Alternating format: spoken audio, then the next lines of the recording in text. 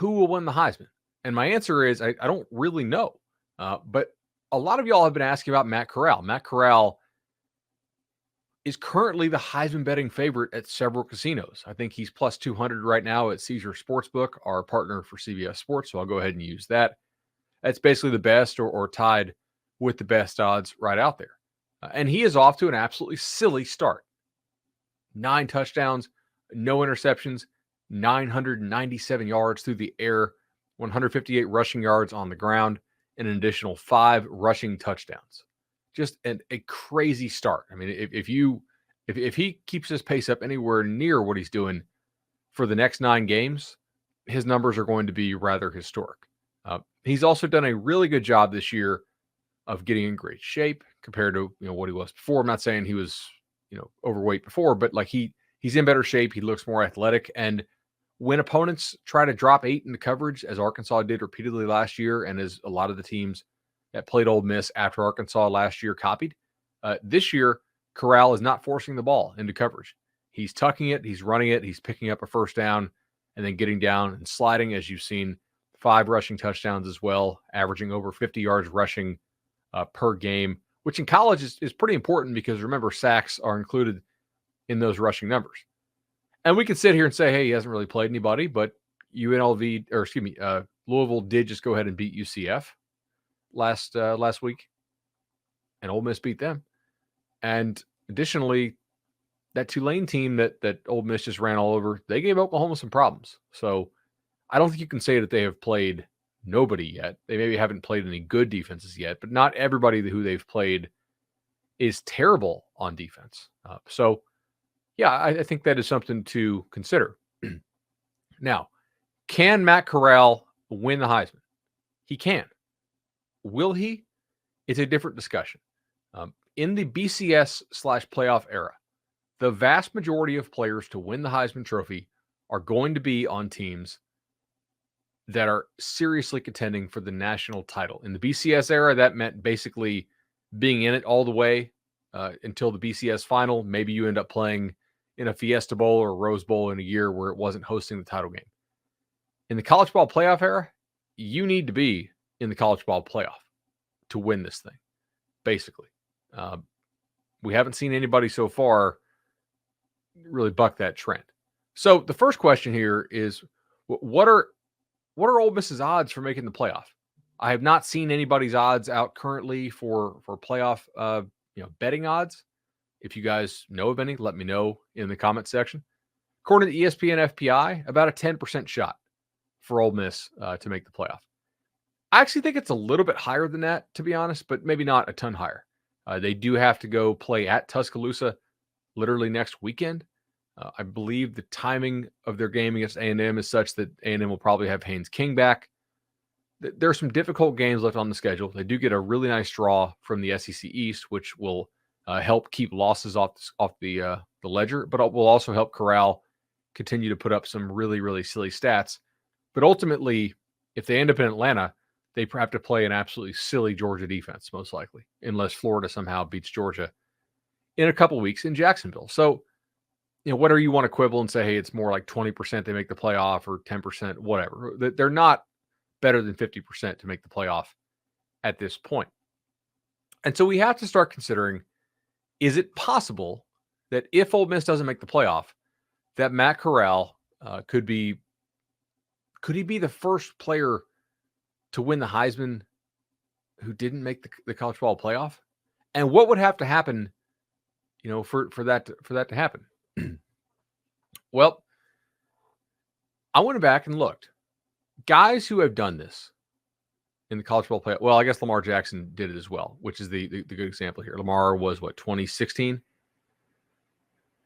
In this case, what has to happen if you are not a serious national title contender like Lamar did, like Johnny Manziel did, like Tim Tebow in 2007 did, like Robert Griffin did in 2011? Here, I think there's a couple things we have to look at. And thanks, comment section, for letting me know. Yes, I saw Lamar Jackson did do it. I was mixing up my years. I thought he was BCS, but he certainly was not. I think you need a couple things. Number one, you need to play quarterback. Lamar, Johnny Manziel, Robert Griffin, Tim Tebow, they all played QBs. Nobody is doing this as a running back. So Matt Corral checks that box. You also need to have a signature game or two, and it probably needs to happen early enough in the year where you get sort of in that national spotlight.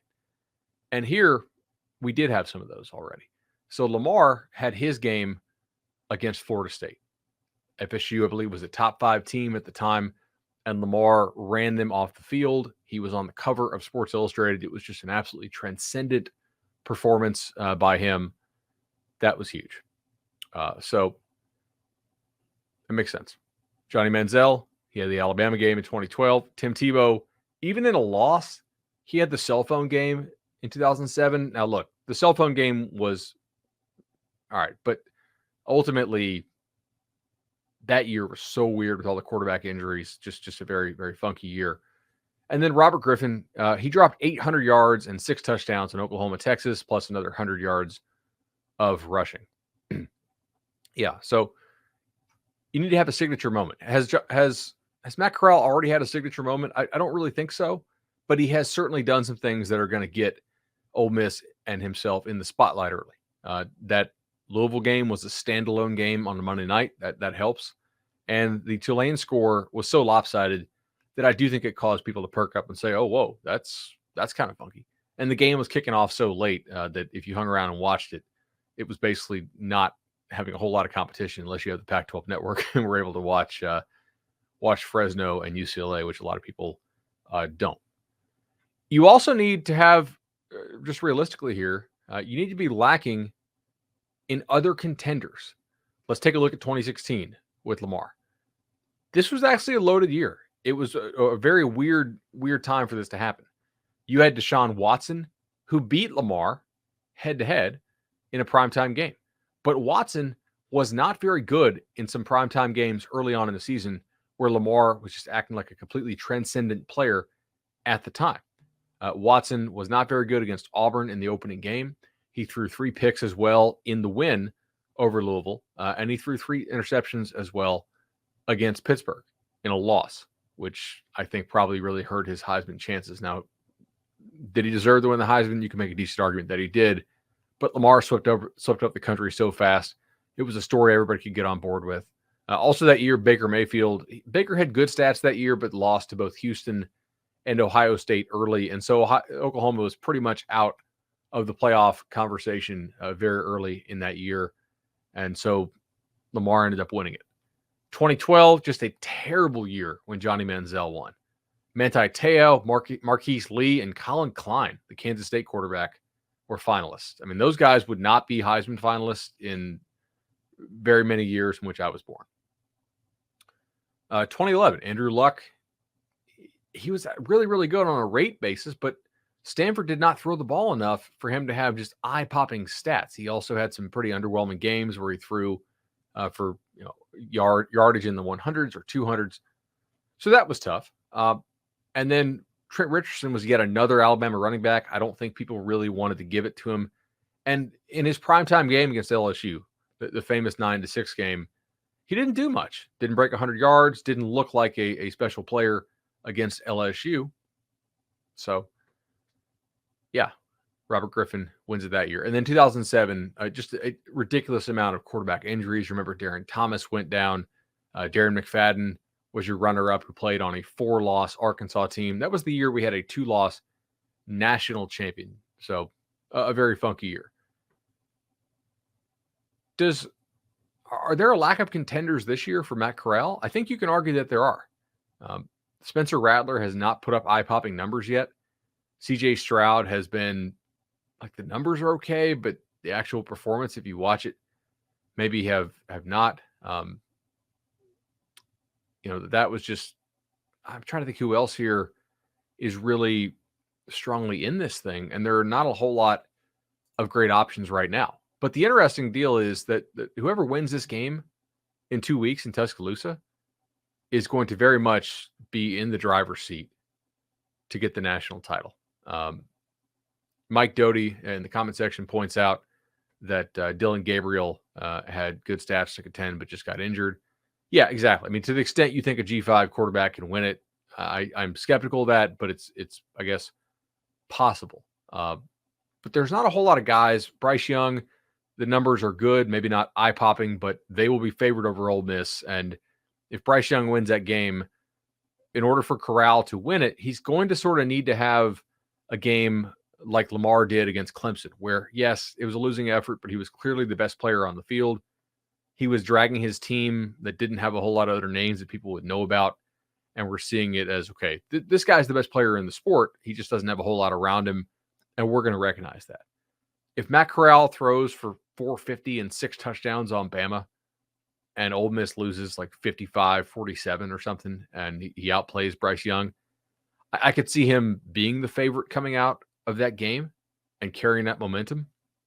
But most likely, unless something really crazy like that happens, Bryce Young, if Alabama holds serve and they'll be favored in that game, will come out of that game as the Heisman favorite. What he'll really need then is for Bryce Young to not be the reason they won that game, and for Corral to continue to put up crazy numbers, and maybe for Alabama to lose later in the year.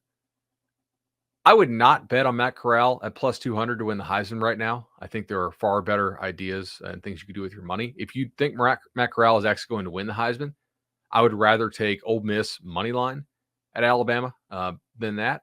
I would rather take Ole Miss to win the SEC at 25-1 rather than Matt Corral to win the Heisman. Plus 200 is just really not, it's not great value.